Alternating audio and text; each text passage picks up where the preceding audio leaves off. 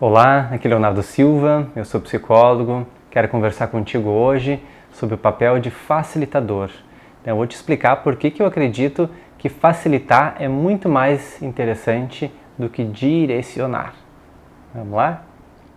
Quero falar um pouquinho sobre facilitação. Eu vou estar comentando mais ou menos esses 3 itens. Primeiro, para a gente entender a visão do ser humano, o que tem por trás, né, do entendimento quando a gente se coloca na posição de facilitador. Depois, um pouquinho das características e vou terminar falando das vantagens e também dos desafios de poder facilitar os processos, certo?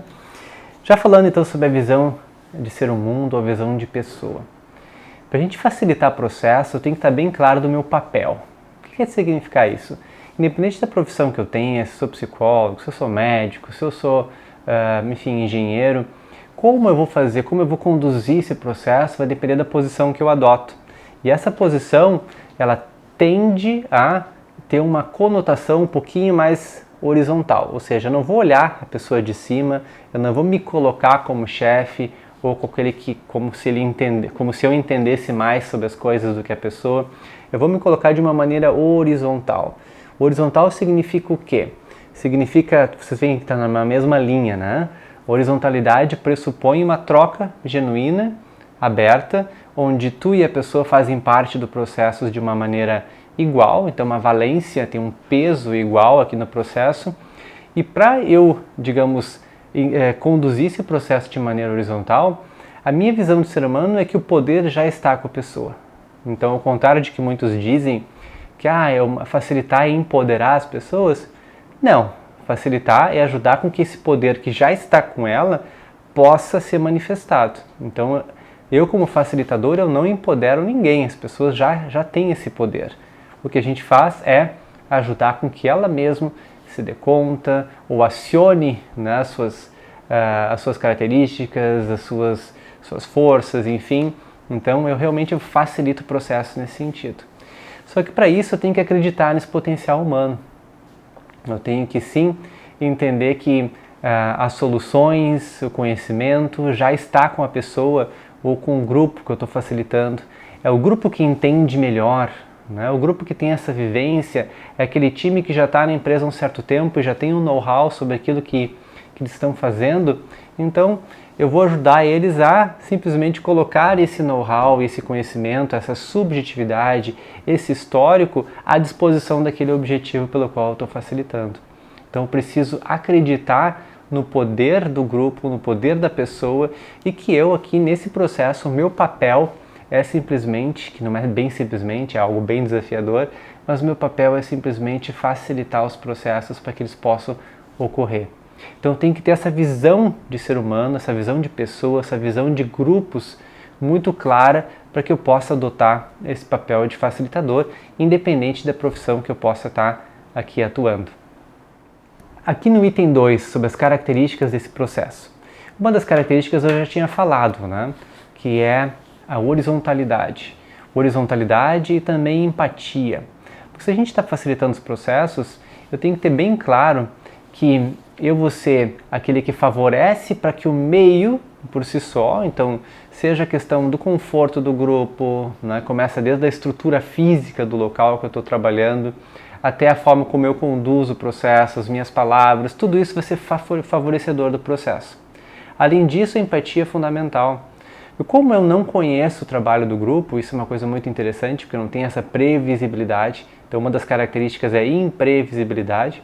Como eu não conheço então o processo do grupo, eu vou compreender. A minha ideia ali não é estar explicando e estar querendo saber de onde vem tudo aquilo que está surgindo. Por exemplo, uma pessoa me conta uma história, eu estou muito pouco interessado em explicar de onde vem aquilo, por que ela sente isso, por que ela tomou a tal atitude e não outra. Não, para mim é muito mais interessante me colocar no lugar dela e entender que, bom, para ela é aquilo que ela viu como interessante naquele momento. Bom, essa atitude foi a que mais fez sentido para ela, né? E eu consegui entender, eu consegui compreender isso. E a mesma coisa acontece nos grupos também. Uma outra característica da facilitação é que a gente não sabe onde ou como o processo vai terminar. Sim, é uma noção de desfecho ou de final que está completamente aberto. E isso traz também uma característica que na verdade já o desafio, que o facilitador ele tem que saber que esse processo ele não tem um fim exatamente como ele espera.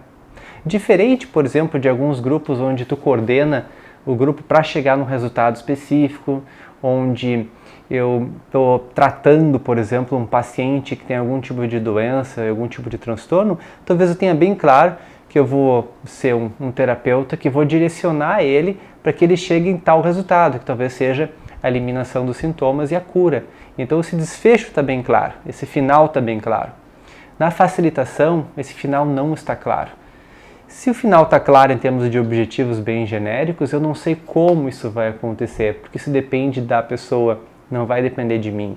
Então não é eu com as minhas técnicas e dizendo o que ela deve fazer que eu vou acelerar esse processo de onde chegar. Não? O como chegar é completamente decidido pela subjetividade, pelo histórico, por tudo aquilo que faz sentido para a pessoa que eu estou ajudando a facilitar ali, no caso, o processo terapêutico ou do grupo que eu estou facilitando. E agora, o terceiro item, quais são as vantagens do processo de facilitação? Hoje a gente fala em economia colaborativa, a gente comenta cada vez mais no papel de liderança, que a gente tem que ser mais facilitador. O que significa isso? Significa que a gente precisa olhar para esse mundo que é co-construído, que as pessoas precisam dar vazão para a sua voz, que é importante, por exemplo, numa empresa, que os colaboradores se apropriem daquilo que estão fazendo. Isso também traz uma certa valorização no processo. Quando eu sou levado em consideração na participação, eu me sinto valorizado, então eu tendo até a produzir muito mais. Em psicoterapia ou com as pessoas de maneira individual, é muito importante que a gente possa ajudar essas pessoas a entenderem que esse processo sendo delas, elas constroem muito mais vivências e autoconhecimento do que processos direcionados. Quando eu facilito processos individuais, estou ajudando a pessoa a se dar conta, estou ajudando ela a, através da sua própria experiência, ter mais acesso àquilo que faz sentido para ela, para o seu eu, para os seus significados, para os seus sentimentos, traduzir melhor aquilo que significa para ela. Então esse é o processo, essas são as grandes vantagens. Mas isso também é um desafio muito grande, né? Ser um terapeuta, um facilitador de grupos, ou qualquer facilitador, o papel de liderança, vai exigir da gente, primeiro, né, questionar a noção de poder. Com quem está o poder? Se tu gosta de poder e faz muito sentido para ti exercer o poder sobre o outro, vai ser muito difícil que tu possa fazer um papel de facilitação. Porque não é tu que vai direcionar o processo, tu não vai ter o controle. Na verdade é um outro desafio aqui, né? Tu não tem o controle do processo. E muitas vezes a gente quer ter o controle. Socialmente a gente é levado a acreditar que o controle é importante, para a gente fazer as perguntas certas, para a gente ter o tal resultado, o que eu preciso fazer. Então eu coloco o resultado na frente, eu quero saber do desfecho antes que ele aconteça, a noção de previsibilidade. São todos desafios que um papel de facilitador vai trazer para vocês. Então será que eu consigo deixar o meu poder de lado e entender que o poder está com a pessoa? Uma vez que a gente entende isso, é muito mais significativo, dá muito mais prazer a gente entender que a gente facilitou os processos. Talvez não tenha todo aquele apelo social de que, viu como eu fiz, né? Eu fiz tal coisa, daí ela conseguiu chegar em tal lugar. Né? O benefício social e até o benefício de estar nesse papel de poder, de direcionar o processo, ele é muito tentador. Mas ao mesmo tempo, quando a gente percebe que facilitar, a gente ajuda muitas pessoas e essa ajuda ela é mais consistente, tende a durar mais, tende a ser mais significativa, o prazer tende a ser maior também, né? E o último, talvez, uma questão que a gente possa questionar, que são desafios, é a pessoa suportar a ansiedade de estar nesse papel. Num mundo muito previsível, num mundo onde a gente quer, né, dizer o que vai acontecer no futuro, onde a gente não consegue permanecer no aqui e no agora e acompanhar os processos de uma maneira, digamos, mais tranquila, suportar a ansiedade de não saber como vai ser o processo, de não saber como vai ser o desfecho, de deixar o poder, né, ou né, o poder já está com a pessoa, mas enfim, de não ter o poder sobre a situação, vai exigir de ti uma qualidade de presença, uma inteligência emocional e principalmente de suportar a ansiedade de não ter bem claro os rumos desse processo. Então acredito que esses são os grandes desafios de quem pretende facilitar e ao mesmo tempo a gente entende porque que não é qualquer pessoa que pode facilitar processos. As pessoas gostam de direcionar, gostam de poder, gostam de centralizar em si ao invés de descentralizar. Então tudo isso pode ter, digamos, benefícios pessoais, individuais, é socialmente muito ainda, né?